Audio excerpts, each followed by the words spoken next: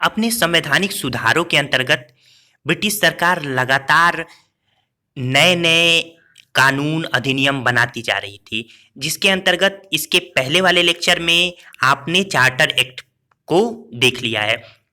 तो अब भारत सरकार अधिनियम 1858 ब्रिटिश संसद की तरफ से पारित किया गया, लेकिन यह पिछले सभी एक्ट से थोड़ा कुछ मामलों में अलग था। तो किन मामलों में अलग था, तो इसकी पूरी चर्चा हम यहाँ करेंगे। तो सबसे पहले कि 1857 की जो क्रांति हुई, उस क्रांति के बाद अब ये तो तय हो गया था कि अब ईस्ट इंडिया कंपनी बहुत ज़्यादा दिनों तक शासन नहीं कर सकती थी, क्योंकि लगातार भारत में अराजकता फैल रही थी। इसके मद्देनज़र ब्रिटिश सरकार और ब्रिटिश संसद पर भी लगातार दबाव बनता जा रहा था। तत्कालीन प्रधानमंत्री लॉर्ड पाम्पस्टन ने इन भारत में जो दोहरा शासन चल रहा था उसको दूर करने के लिए एक विधेयक संसद के सम्मुख रखा, लेकिन किसी कारण से यह पारित नहीं हो सका, जिसके कारण से पाम्पस्टन को त्यागपत्र भी देना पड़ा। इसके बाद लॉर्ड डर्बी प्रधानमंत्री बने और लॉर्ड डर्बी के काल में ही 2 अगस्त 1858 को महारानी विक्टोरिया के हस्ताक्षर के बाद एक नया विधेयक पारित हुआ, जिसे भारत शासन अधिनियम 1858 के नाम से जाना गया है।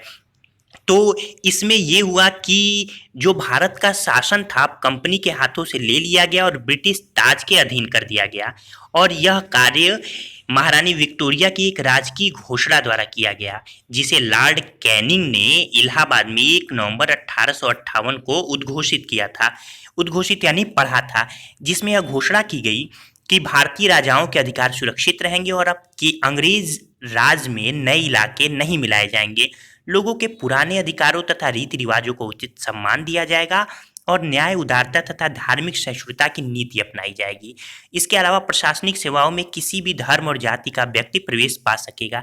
लेकिन ये सब ब्रिटिश संसद यानी अंग्रेजों ने इसलिए किया ताकि जो उच्च वर्ग है भारत में, जो रजवाड़े हैं, जो जमींदार हैं, उनका सहयोग ब्रिटिश संसद को यानी ब्रिटिश सरकार को प्राप्त हो सके और भारत में वो अपना शासन और अधिक सुचारू रूप से कर सके। अभी इसकी चर्चा मैं धीरे धीरे और करूंगा। इसके पहले हम देख लेते हैं कि इस अधिनियम यानी 1858 के अधिनियम द्वारा निदेशक मंडल यानी कोर्ट ऑफ डायरेक्टर्स और बोर्ड ऑफ कंट्रोल को समाप्त कर दिया गया और उनके सभी अधिकार, जितने भी अधिकार थे, वो भारत सचिव यानी secretary of state for India को दे दिए गए। भारत सचिव अनिवार्यतः ब्रिटिश संसद और ब्रिटिश मंत्रिमंडल का सदस्य होता था। इसके अलावा भारत सचिव की सहायता के लिए 15 सदस्यों की एक सभा यानी भारत परिषद की स्थापना की गई, इंडियन काउंसिल कह सकते हैं।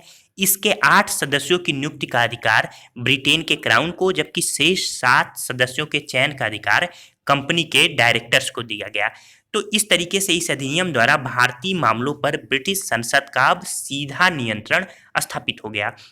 इसके अलावा जो भारत सचिव और उसकी परिषद थी, उसके सदस्यों के वेतन और अन्य खर्चों का जो की व्यवस्था की गई, वो भारतीय राजस्व से की गई थी।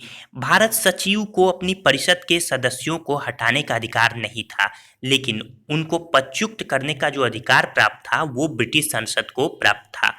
तो इस तरीके से भारत सचिव भारत परिषद का अध्यक्ष होता था। इस परिषद के निर्णय बहुमत से लिए जाते थे। इसमें भारत मंत्री को यानी भारत सचिव को सामान्य मत देने का अधिकार था। तो भारत सचिव को भारत सरकार की पूर्ण जिम्मेदारी सौंप दी गई। इसके अलावा जो भारत सचिव था उसको प्रशासन के तमाम छोटे छोटे मामलों पर भी अपना नियंत्रण रखने का अधिकार प्राप्त हो गया। इस तरीके से भारत सचिव किसी भी मामले में काउंसिल के सुझाव को ठुकरा सकता था। इस तरह भारत के मामलों पर अंतिम और व्यापक नियंत्रण जिस अधिकारी का था, वह भारत के हजारों मील यानी भारत से हजारों मील दूर बैठे, जो कि लंदन में बैठा करता था, उस व्यक्ति का हो गया। तो जो व्यक्ति भारत में था भी नहीं और वो भारत पर एक प्रकार से शासन करने लगा, भारत सचिव जनता के प्रति भी कतई उत्तरदायी नहीं था और ब्रिटिश सरकार के अन्य मंत्रियों की तरह वह केवल ब्रिटिश संसद के प्रति ही उत्तरदायी था। इसका अर्थ क्या हुआ? तो इसका अर्थ यह था कि भारत सरकार पूर्णतः ब्रिटिश सरकार के अधीन हो गई। भारत के शासन में ब्रिटिश सरकार के हित सर्वोपरि हो गए और ब्रिटिश सरकार के हितों को वे लोग निर्धारित करते थे जिनका ब्रिटेन के आर्थिक जीवन पर कब्जा था। यानी अब कहीं ना कहीं 1858 के एक्ट के द्वारा अब भारत में अंग्रेजों ने अपनी व्यवस्थाओं को और बेहतर तरीके से चलाने की शुरुआत की। इसके बाद देख लेते हैं कि चूंकि ब्रिटिश सरकार पार्लियामेंट के प्रति यानी संसद के प्रति उत्तरदायी थी, इसलिए ब्रिटिश पार्लियामेंट भारत के लिए सर्वोच्च संस्था बन गई। अब भारत का जो गवर्नर जनरल था उसे वायसराय कहा जाने लगा। वायसराय यानी अब वह ब्रिटिश सरकार यानी क्राउन का प्रतिनिधि हो गया। तो इन सब के मद्देनजर ये रही पूरी भूमिका 1858 की एक्ट की। तो 1858 के एक्ट के बाद अब अगला एक्ट जो आता है वो है भारत परिषद, क्योंकि भारत परिषद की स्थापना हो चुकी थी। तो जो कानून बना वो भारत परिषद के द्वारा बना, ये भारत सरकार नहीं। तो भारत परिषद अधिनियम 1861 यानी इंडियन काउंसिल एक्ट 1861, इसमें क्या किया गया, चूंकि 1861 के अधिनियम द्वारा भारत में एक महत्वपूर्ण ये प्रश्न है, ध्यान रखिएगा कि किस अधिनियम द्वारा भारत में संवैधानिक विकास का सूत्रपात किया गया। तो 1861 के अधिनियम द्वारा। इसके पहले मैं आपको भूमिका बता दूं कि 1861 में ही सर्वप्रथम जेम्स विल्सन द्वारा भारत में बजट प्रस्तुत किया गया था। किसके द्वारा? जेम्स विल्सन द्वारा। इसके अलावा भारतीय उच्च न्यायालय अधिनियम भी 1861 में आया, जबकि भारतीय सैनिक सेवा अधिनियम को भी 1861 में ही पारित किया गया था। तो इन सब के मद्देनजर 1861 के परिषद अधिनियम द्वारा सर्वप्रथम भारतीयों को शासन में भागीदार बनाने का भी प्रयत्न किया गया था। तो वायसराय की जो कार्यकारिणी परिषद थी उसका विस्तार किया गया। केंद्रीय कार्यकारिणी के सदस्यों की संख्या 4 से बढ़ाकर 5 कर दी गई और 5वें सदस्य को विधिवेत्ता होना अनिवार्य कर दिया गया और इसे इंपीरियल लेजिस्लेटिव काउंसिल के नाम से अब जाने जाने लगा। इधर वायसराय को कार्य करने के लिए अधिक सुविधा मिली, तो अपनी वो सुविधा अनुसार नियम बनाने का अधिकार भी उसे प्रदान कर दिया गया। इस आधार पर लॉर्ड कैनिंग, जो कि प्रथम भारत के वायसराय थे, उन्होंने भारत में विभागीय प्रणाली यानी पोर्टफोलियो सिस्टम का आरंभ किया, जिसने मंत्रिमंडलीय व्यवस्था को जन्म दिया। तो किस अधिनियम के द्वारा भारत में विभागीय प्रणाली की शुरुआत हुई? 1861 के अधिनियम किसने शुरू की? लॉर्ड कैनिंग ने। किस अधिनियम द्वारा भारत में मंत्रिमंडलीय व्यवस्था की नींव पड़ी? तो 1861 के अधिनियम। ये सब महत्वपूर्ण पॉइंट है। इसके बाद गवर्नर जनरल को अध्यादेश जारी करने का भी अधिकार इस अधिनियम द्वारा दिया गया था, जो कि अधिकतम 6 महीने के लिए मान्य था। इसके अलावा मद्रास और बंबई की सरकारों को व्यवस्थापिका का भी अधिकार दे दिया गया। व्यवस्थापिका यानी पुनः कानून बनाने और उसमें संशोधन का अधिकार दे दिया गया।